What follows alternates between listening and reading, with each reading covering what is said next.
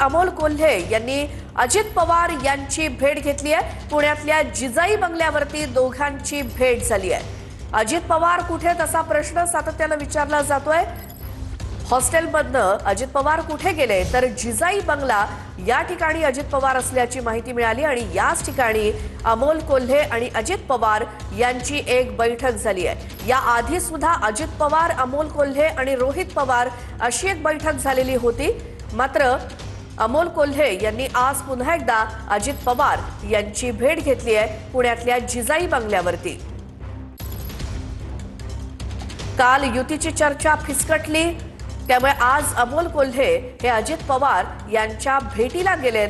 त्यामुळे आज त्यांच्यामध्ये काय चर्चा होते, अर्थात अजित पवारांची राष्ट्रवादी आणि शरद पवारांची राष्ट्रवादी, ते आता बघावं लागेल। या संदर्भात आपण माहिती घेऊयात। अजिंक्य धायगुडे आमचे प्रतिनिधी आपल्या सोबत आहेत फोन लाईन वरती। अजिंक्य, ही भेट कधी झाली, किती वेळ, काय त्याबद्दलचे अपडेट?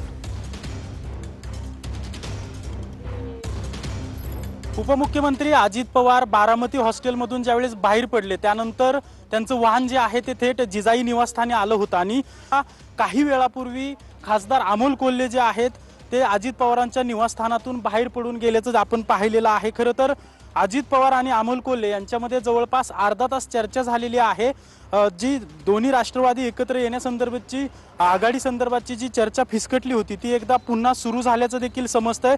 अमोल कोल्हे यांच्यावर पिंपरी चिंचवडची जबाबदारी आहे सगळ्या निवडणुकीची आणि यापूर्वी देखील रोहित पवार आणि अमोल कोल्हे, जे खासदार अमोल कोल्हे आहेत, त्यांनी अजित पवारांची भेट घेतली होती। आता सकाळी अचानकपणे अजित पवार निवासस्थानी आले आणि निवासस्थानी आल्यानंतर अमोल कोल्हे त्यांच्या अगोदरच निवासस्थानी दाखल झाले होते। दोघांमध्ये निवडणुकी संदर्भात जवळपास अर्धा तास चर्चा झालेली आहे आणि कुठेतरी दोन्ही राष्ट्रवादी एकत्र येतील याची चर्चा जी फिसकटली होती ती चर्चा पुन्हा एकदा चर्चा सुरू झालेली आहेत। आता अमोल कोल्हे सगळे अजित पवारांसोबत चर्चा करून बाहेर पडलेले आहेत। ते काही वेळानंतर वरिष्ठ नेत्यांना देखील अजित पवारांसोबत जी काही चर्चा झालेली आहे त्या संदर्भातची माहिती देणार असल्याचं देखील समजतंय। जवळपास अर्ध्या तासात युती संदर्भात, आघाडी संदर्भात चर्चा झाल्याचं देखील समजतंय आणि ज्या दोन्ही राष्ट्रवादीच्या युतीच्या चर्चा फिसकटल्या होत्या त्या पुन्हा एकदा सुरू झालेल्या आहेत आणि आजच्या दिवसात मोठ्या घडामोडी करून पुन्हा एकदा दोन्ही राष्ट्रवादी एकत्र येण्यासंदर्भात चर्चा होईल अशी देखील माहिती समजते।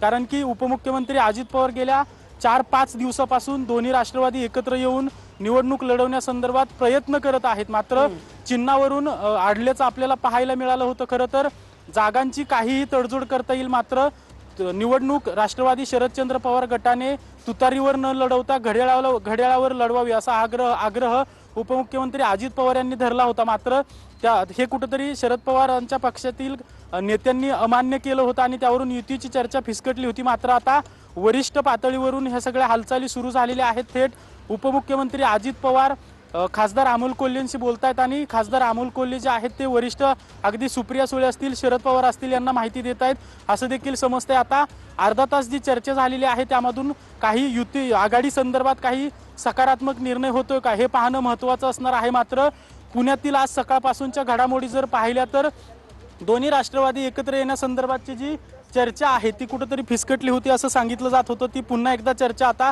सुरू झालेली आहे।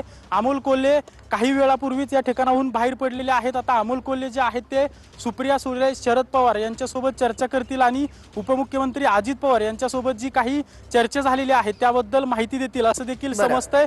दुपारपर्यंत दोन्ही राष्ट्रवादी एकत्र येण्यासंदर्भात काही माहिती समोर येते का हे पाहणं महत्त्वाचं असणार आहे। मात्र आता आपण पाहतोय की या गाडीमध्ये काही लोक चाललेले आहेत।